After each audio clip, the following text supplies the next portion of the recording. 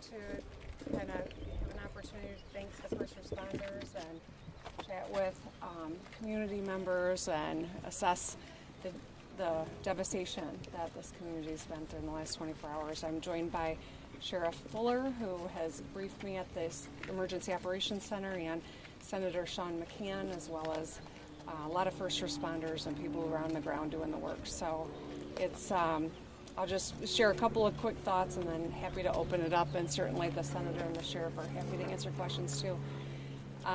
Feel very lucky that this didn't result in fatalities, but the devastation's real. There are a lot of displaced families, a lot of businesses that have been that are going to struggle because of the wake of this, and that's why it was important that we declared the emergency last night so that we can expedite support. State departments are on the ground, from Department of Transportation to the state police to any and all entities that are going to be necessary to help this community get back on its feet. But the most inspiring thing is seeing fellow neighbors help one another, listening to the sheriff tell me stories about families that were actually inside homes that were moved off their foundations, and that families of survival, stories of survival. So even in tough times, there's inspiration, but we've got a lot of important work to do ahead of us. So that'll open it up.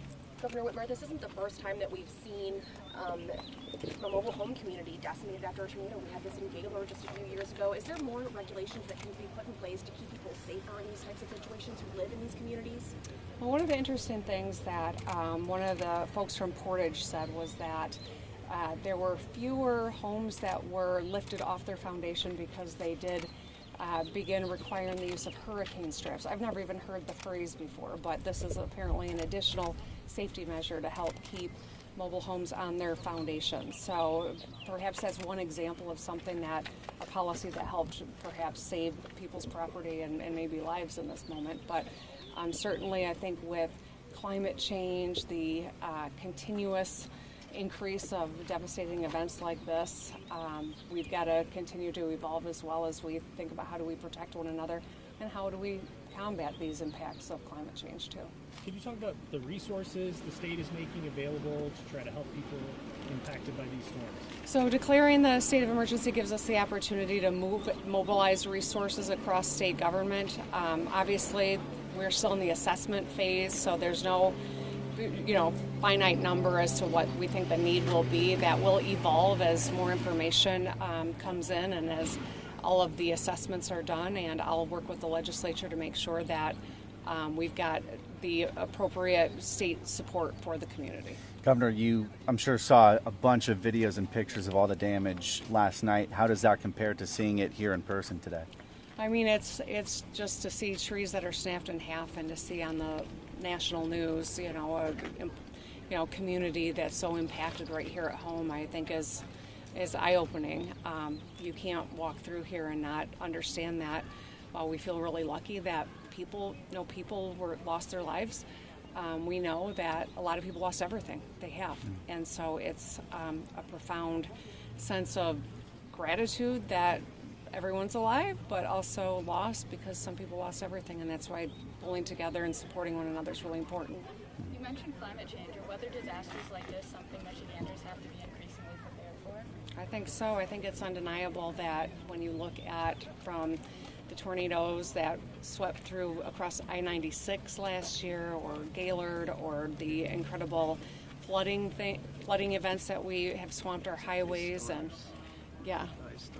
ice storms. I mean, we're seeing intense impacts from climate change, and so I do think that it's important that we acknowledge that as we try to build out systems that keep us safer, but also curtail our impact on climate change as well. What do you make of the community response? You've seen people starting to bring food and other necessities. Does that surprise you at all?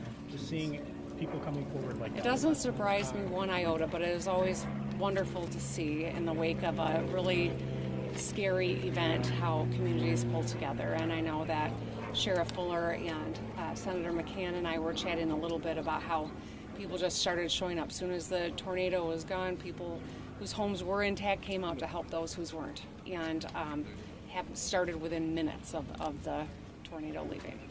Guys, we have time for just a couple more questions. questions? Any questions for the sheriff or the senator as well? Happy. I'll just point out that I've been trying to coordinate between lots of officials, and I've reached out to Senator Stabenow and Senator Peters' office as well to make sure that on the FEMA front that there's going to be notification and get that ball rolling to get any federal assistance that's going to be eligible for the area.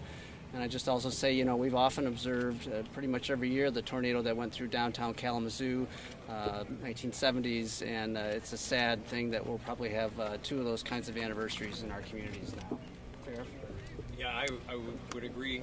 Next week we will be celebrating, that's a bad word to say, recognizing, I believe, the 44th anniversary of the 1980 tornado that came through Kalamazoo. That tornado did devastating damage downtown in the city of Kalamazoo. It took 5 lives. Today, we're not talking about the loss of life. I think many things have changed over time. There are better alerting systems. Last night I had so many people come to me and say, we were listening to Channel 3, we were paying attention to Channel 8, we had our radios on to tell us that it's coming. They got alerts on their phones saying it's coming, and so many people were able to take cover because of that. At the same time, we've also, I have to say, not ever really been standing in a place where a tornado went through and then about 45 minutes later, another tornado almost on the direct same path was coming through. So as emergency responders and citizens were standing in these streets trying to help one another, we were alerted a second tornado was coming in. We watched it go across the bottom of this park. It was a same direction, same kind of travel. Fortunately, it was just outside of the community because we had 100 people standing on Pavilion Drive working to help people or trying to find a shelter. So we were very fortunate, and I say thank you to all the services for all their extra work. I was standing out here at one point. I did hear the sirens from Portage after the first tornado went through, and I apologize. The second tornado was part of that alert system. We could all hear the sirens as well from Portage, but we weren't here for the first one, so we don't know what level of siren was utilized the first time. And Governor and Senator, when it comes to federal aid or potential federal aid, based on what you've seen already, do you believe that is necessary? And if so, what would the state do to advocate for residents to get that federal aid? We can put in your request once there's been an assessment, and we can put some figures to the request. And so that's why the work of all the people that are here that are trying to take into account all the different damage that's happened is so important right now. So, but until we have that, I can't submit anything to the federal government. And that's why we're going to try to move fast here. Folks, that's about all the time we have. I am sorry. Thank you all so much. Just want to encourage anyone who is worried about where they're going to sleep tonight to make sure that they're talking with the Red Cross and reaching out through the sheriff's office or sheriff. Where should they reach out? 211 is our resource for this. We're trying to drive all requests for information to 211. Griffin Place operates that for our county, and again, they are loaded with all kinds of information to help people find shelter, find food, connect, making sure that everybody knows where someone is, and that's where we ask people to go, 211. Thanks, everybody. Thank you.